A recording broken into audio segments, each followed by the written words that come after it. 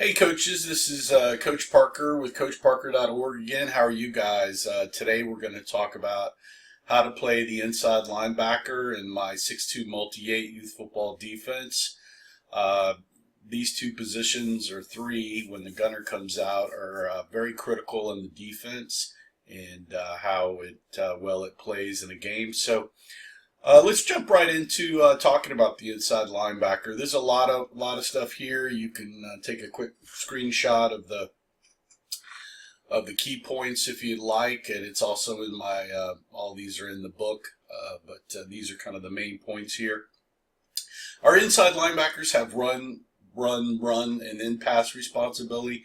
They're really attackers versus kind of a pass, because this youth football, not a whole lot of passing going on until you get to probably 11 years old and up.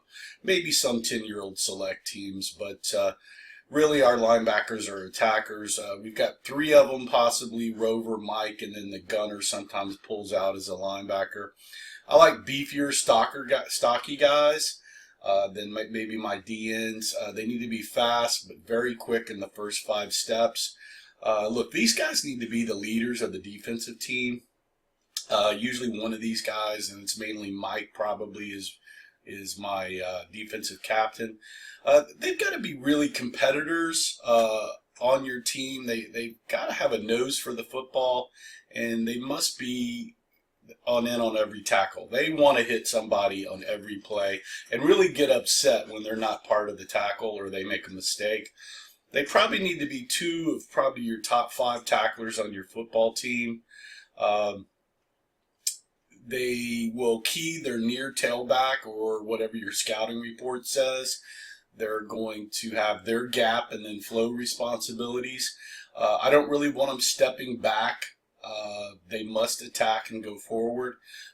These guys need to be beefy enough to take on multiple blockers and also make tackles, and that's kind of key. They need to, like I said, be able to flow with the football, make hits. When they flow, they're shuffling down the line, not crossing their feet. They need to stay square, and they need to be fast enough to hit the sweep mesh point from an inside-out position underneath the defensive end outside linebacker out there. And when they do attack flow inside, they need to attack that with their inside shoulder, outside arm free, and basically push everybody back into the middle of the defense.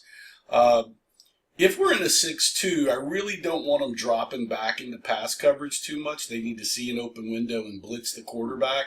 But if, a tight end or any receiver crosses their face, they're going to blow that up. They will fall into pass coverage as we move into pass defenses like the 5-3, 5-2, 5-1 Cowboy and 4-3 pick 6. And you'll see those guys drop, and we'll talk about that here in a minute. But let's get into kind of where they're on the field. So this is a 6'2 wide tackle here, and you can see them, the Mike and Rover here. Gunner is in his down position in the 6'2. And this is their tackle, kind of their tackle box area here that I'm looking for them to make tackles in. Of course, they need to make tackles all on the field, but this is their primary responsibility here as inside linebackers. And since they're in the 6'2 wide tackle, their responsibility first is this B gap. So they've got to read their B gap, and then they've got flow. And they're flowing with an inside-out position when they go outside. But here inside in the 6'2 wide tackle, they've got B gap. Now, if we were in a tight tackle, they would move to the C gap, and now they're reading their C gap first. And if they're in a double wide, they would be reading the A gap first, because they would be in the A gaps on that.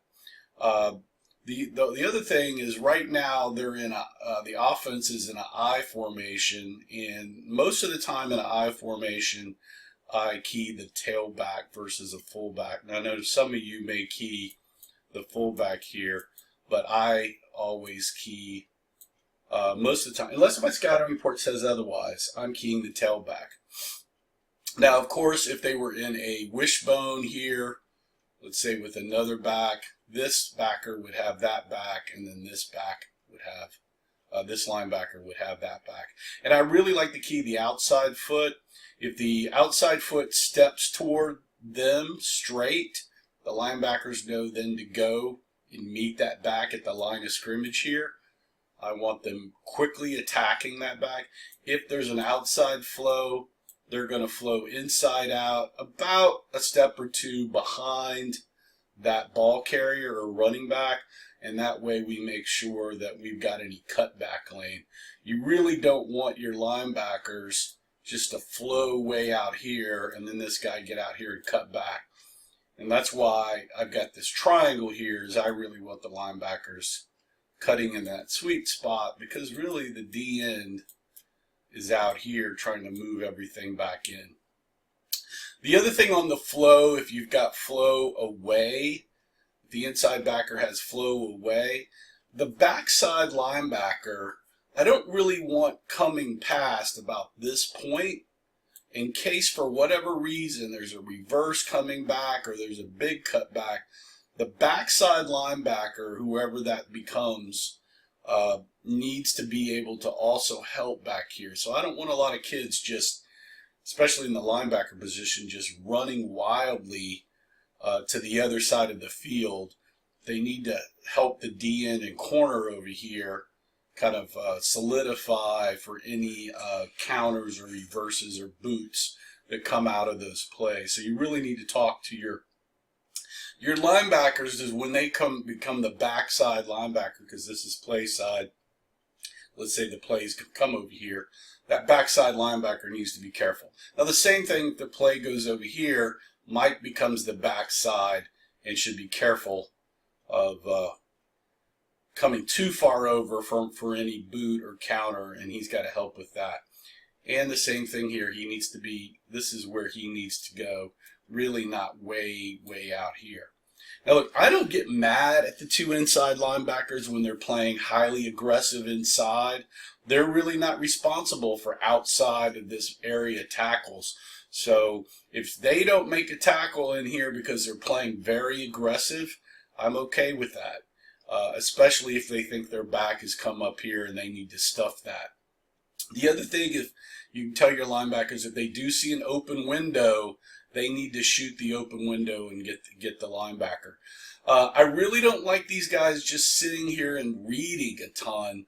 They need to be patient, but they need to be quick, but I don't want them to be wildly fast, if that makes sense. So usually I tell them to make a kind of a jab step on the first step of their read and kind of be patient to make sure it's not a counter. And then on that second step, I'm going to start my flow. Unless, of course, they see their guy step straight up for them and then they're going. Hopefully you guys get what I'm saying there. So I want them to be a little bit patient for any counter steps, especially if you're playing a team that does a lot of counters. But I want them then to quickly make their moves after that. And this is really, this area here, I'm wanting them to make tackles. And really, I want them to meet everything at this line of scrimmage. I don't want them flowing out here and trying to read. They need to gain ground as they're making their square shuffles back to the line of scrimmage. And they should be about 3 yards from the line of scrimmage, 2 steps maybe from their down lineman. When I was in high school, our coach said just touch your down lineman's hip and take 2 steps back, and you should be pretty much right there. And that's how I like to get them set up. You do find in youth football these two will try to get back 5 yards. I think that's a little bit too deep. So watch that. Let's see. So like I said on this last chart, we really want them doing an inside-out flow. We don't want them to get outside and come outside and then back inside to make a tackle. We want them making tackles inside to out, especially when they're flowing to the outside. And here, we want, straight up tackles. If this guy is shot down into their box, we want them meeting those guys. But when you've got this sweep, stretch sweep, wide sweep kind of thing, we want them taking this inside out angle on the back to make sure we're ready for any cutbacks. If they just willy-nilly shoot out over here, this guy's going to cut back and we're going to miss that. And that's another reason why I only want the backside linebacker to be about here.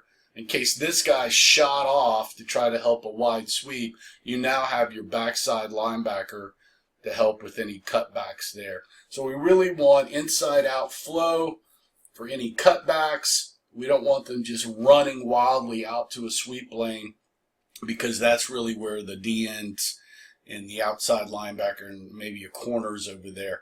So we want those linebackers to gain ground on inside out and try to hit this triangle versus coming way out here. Now, of course, if this guy's broke it, he's got to take a better pursuit angle, but I really prefer them to try to make this here. And that's where these guys really need to have this natural talent to have a nose for the football. The nose for the football for a linebacker is really hard to coach. You have to get that out of scrimmages and drills and that sort of thing, and put linebackers in that attack. You don't want kids that are backing up and reading. Matter of fact, I hate backup steps with your linebackers. I want them to be attacking. We're an attack style defense. I want your linebackers to attack blockers, to attack the runners, and I want them to find the football. One thing, little trick that I do if you've got some short linebackers, is when the linemen are standing together, there's a triangle between their hips and shoulders. You can have the linebackers try to read between those diamond kind of areas between those linemen to try to find the football, and tell them to look for the football. I mean, they're keying their back, which is a tailback in this eye, but they're also trying to find the brown football, because the football is the most important thing in football. So they've also got to understand that they've got a key, but then the ultimate key is the football. So they've got to find the football and be looking for that football. And their eyes have to be on their key and target. They can't be just looking around willy-nilly. The other thing with the linebackers is they do call the defense. So at the beginning of the play, they need to be looking at me. They look back, find the formation, help call the defense and sort of thing there. But once again, this is the outside flow on this chart here. So you can see what they're doing here. I want inside out flow, and I don't want them just running wildly to the outside on sweeps there. And they were in the 6-2 wide tackle here because they've got B gap first and they're out. And they've got to look at B. I mean, if they see a fullback for whatever reason kind of shoot up in and they think he's got the ball, I have no problem with them hitting their gap to make sure that football did not come down into the B gap. On that. So the other thing is we play a stack defense, and this is the 3-3 stack, which I call rifle. We've also got pistol, which is a stack. And on these stack defenses, this is where your gunner now becomes a linebacker, and you see he was usually lined up in this A gap. Now this is where we've got these three linebackers that are stacked up in the 3-3 stack over the center, the offensive tackles here, and they're kind of head up. Now the linebackers that are the stackers are going to tap the lineman for which gap they want to go. So if this guy taps on this side, this guy goes here and they go here. If this guy taps here, this guy goes here, he goes here. If this guy taps here, he goes here, and he goes here. You don't want them going to the same gap. I try to tell Rover and Mike, which are these two outside guys, about 8 out of 10 times I want them sending their tackles inside and Rover and Mike coming out. And I really don't want Rover and Mike to be so tight. Their flow is kind of here. And sometimes they may want to swing around that tight end a little bit, especially if it's a sweep team. But that's what I like there. These two guys in the middle are really responsible for this area here in this fullback. These two guys are really worried about this tailback coming out in any sweep. And then you can see I've got Sam and Will backed up into outside linebackers now. In Owl, this is Owl for these DNs, and now they're outside linebackers here. And they're reading run pass when they're in that type of position here. And that's the 3-3 stack, and that's how your stackers go. Gunner's over the nose, and Rover and Mike are over the two defensive tackles, Dan and Tom. And I do try to still go wide to short, so Rover's on the wide side, wingback's over here kind of thing. So that's what we've got going on in the 3-3 stack. Now in a 5-3 defense, this is our run-pass defense when I think there's more of a pass situation and they're still kind of in a run formation here, is I'll drop into this 5-3 defense. And you can see the 5-3, and this is why I called it 3-3 loosey in some of the other videos and in the book. It's just a loose 3-3 stack for us. Although I do have now Sam and Will in a hawk blitzing tango position here. And so I've got the 3 down linemen. They're going to be... and you're missing the split end over here. He's over here underneath that. I didn't get that in there. Excuse me. You got the 3 down linemen, which are head up on the center, and they're playing a bull rush technique, kind of a 2-gap peekaboo hunt thing where they're bull rushing their guy in front of them. I do want them kind of taking more of a little outside route where the nose has this little area along with Mike.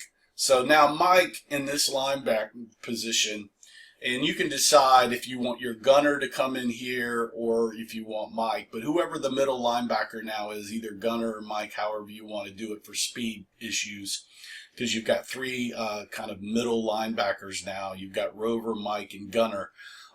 This linebacker is now going to have, they've got this box and they're reading the fullback. These 2 guys are reading the outside back or the tailbacks, and they're really worried about more outside runs, and they've got kind of this flow here, right there for Rover and the gunner in this chart. And again, they're going to take inside out runs, and they're set up when you go in this 5-3. I'm looking for them to help with this guy, and if there was a tight end here, he's setting up right there and for that tight end pass. And so the 5-3 in this, you've moved into your 3 linebacker set, and you're looking for maybe a tight end pop pass or a wing back pass or a little flare out pass. And your linebackers are still reading run first, but now they have more. They're going to have some flat area responsibility if the quarterback goes back and puts the ball up versus throwing. Now Mike, I don't mind if he shoots, if he sees an open window on the quarterback, if the quarterback pulls up and wants to throw. But Rover and Gunner need to be kind of worried about flats in this 5-3 defense here. Now when we go to the 5-2 monster, when I'm running the Rover mainly as a free safety versus as a monster blitzer back, and this is what happens when I call the monster. We call it dragon because dragon is air, he flies. And this is really our first true pass defense now. And so I've got the Rover now goes back to the short side hash, and he's playing a free safety with the Fred. So I've got 2 free safeties back. The corners have the number 1 receiver from the outside, and Fred and Rover have the number 2 receivers, and you can see the lines there and who they've got. The Mike and the Gunner now are playing outside linebackers. You can have them kind of stack up, not stack, but be behind, about 2 yards behind your Dan and Tank. And they've got to read, middle and outside. And as you can see, what really for the monster thing happens for me is I've got only a 1-back set and the quarterback is either in shotgun or he's under the center. He's under center now. I've probably figured out they like to pass from this particular formation, so we've dropped into this 5-2 monster. And so again, Gunner's come out. He's now an outside linebacker here. Rover has come into the free safety, and I've got 2 real inside linebackers here, and I've got Rover. Now, I still have Sam and Will and Hawk, and I want them going after the quarterback, because really at the end of the day, your pass rush is the best pass defense. And if I can get Sam and Will into the backfield quickly and disrupt the young quarterback, it really sets up an interception for us if we can disrupt the quarterback quickly. If, I wanted a little bit more pass coverage, I could say, since Sam over here, I could put him in Hawk to help out a little bit, or I could do it for Will. But like I said, as far as pass defenses go, I really like the two DNs to be my rushers. They're my fastest guys, and I want them to put a lot of pressure on those young quarterbacks. So once again, you can see Mike and Gunner here. They're stacked up. They're not stacked up, but they're behind their D tackles. Rover's back into free safety, and that's how we've dropped up. Mike and Gunner are reading inside and then outside, and they're reading this tailback here. So that's the 5-2 monster and how they drop back into that. And so that's pretty much a quick overview of how I want our Mike, Rover, and Gunner to play our inside linebacker positions in the 6-2 multi-8 youth defense. If you like the video, please give me a like. If you don't like it, or you have some comments and questions and want some more information, please leave a comment below and I'll answer those. If you have a defensive coach or your assistant needs some information, please share the video. If you've liked all the defensive videos, my drills and offensive stuff over here at my YouTube channel, please subscribe. That really helps me out. If you want to go a little bit further, you can donate a couple of bucks in the donate button up here at the top. You can also shop my coaching store. There's a link at the bottom. I get a percentage of those purchases there. And I've also got 2 books out right now. The 6-2 Multi-8 Youth Football Defense Companion Book. It's out. It's in the last form of its beta draft form and should be complete in the next 2 weeks. But all the meat's there if you want to get through the defense and all the background on what's going on. That's available now. And then I've got a Power Wing Beast offense playbook that's definitely a draft. It's about 150 PowerPoint charts that I've used over the last, 10 seasons of all the plays on offense that I use, and a lot of Beast stuff is in there along with Power Eye and some double wing and single wing stuff. You can buy those, and those really help support me to bring more free content here to YouTube to help out the youth football coaching community. Well, once again, I hope you enjoyed this video. If you'd like more information, you can definitely buy the companion book. But this is Coach Parker with CoachParker.org, and I hope you guys are having a great day. And remember, play for fun, and winning is funner. I'll see you guys next time. Ciao.